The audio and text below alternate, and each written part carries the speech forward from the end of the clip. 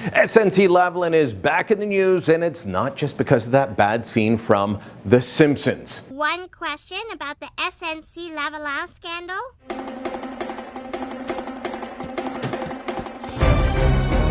Yes, Justin Trudeau was a punchline on The Simpsons earlier this week. We've all seen the clip by now, but it's not just because of that the controversy, the scandal surrounding the Montreal construction and engineering giant is back in the news. Well, there's a couple of other things happening, including the fact that, well, a list of donors from SNC-Lavalin to the Liberal Party has been leaked out to the media. The fact that the government has refused to release a 55-page document submitted by SNC-Lavalin to the Public Prosecution Service asking for their special sweetheart deal. The government said, we can't give that out. That's proprietary information.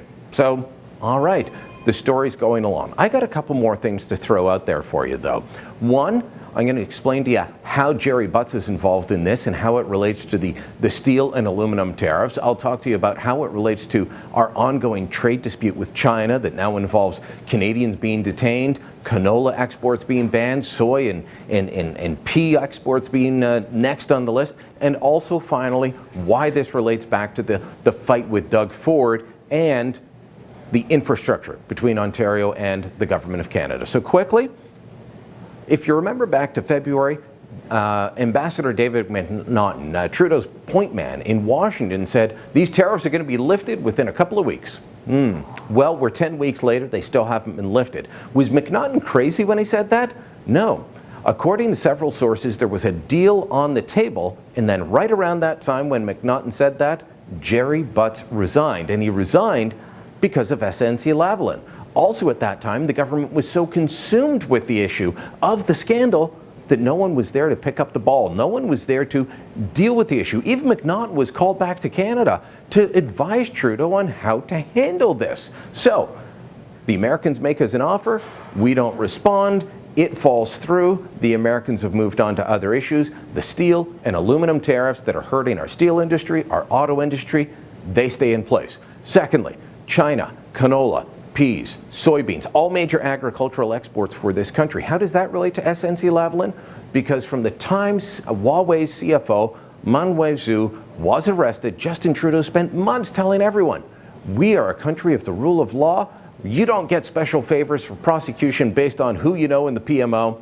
And then, of course, well, the SNC-Lavalin scandal broke. And it showed we do, if you're the right company, if you're connected.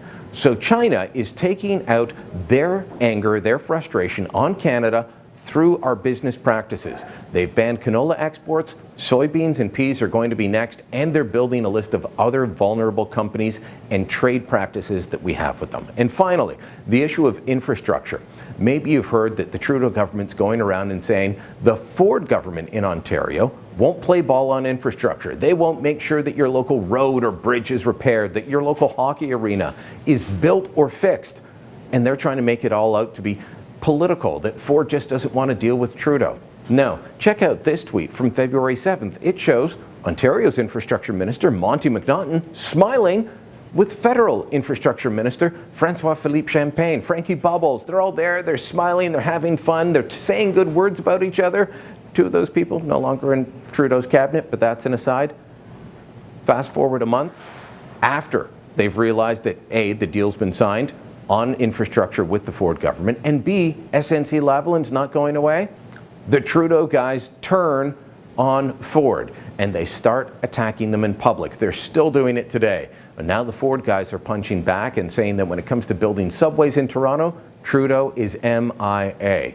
All of these things go back to the inability of the Trudeau government to deal with a scandal that involved them trying to get a favored company off from charges of bribery and corruption. All of it stinks to high heaven.